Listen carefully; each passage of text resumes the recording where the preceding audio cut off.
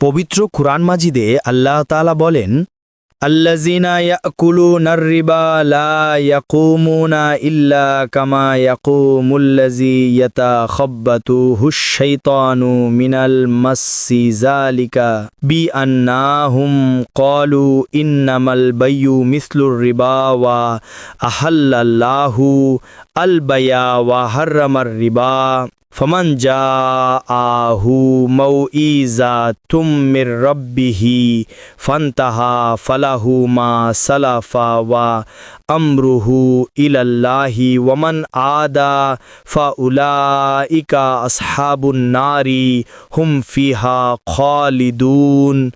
যারা সুদ খায় তারা কিয়ামতের দিন সেই ব্যক্তির মতো উঠবে যাকে শয়তান স্পর্শ দ্বারা পাগল বানিয়ে দিয়েছে। এটা এজন্য হবে যে তারা বলেছিল ব্যবসাও তো সুদেরই মতো, অথচ আল্লাহ বিক্রিকে হালাল করেছেন এবং সুদকে হারাম করেছেন।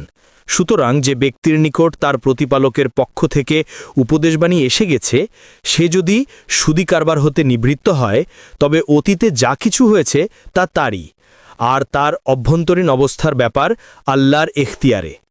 আর যে ব্যক্তি পুনরায় সেই কাজই করল, তো এরূপ লোক জাহান্নামী হবে, তারা তাতে সর্বদা থাকবে। সূরা আল বাকারা আয়াত ২৭৫।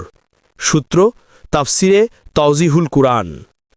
এরকম ইসলামিক ভিডিও পেতে আল কুরআন টিভি চ্যানেলটি সাবস্ক্রাইব করে পাশে থাকুন।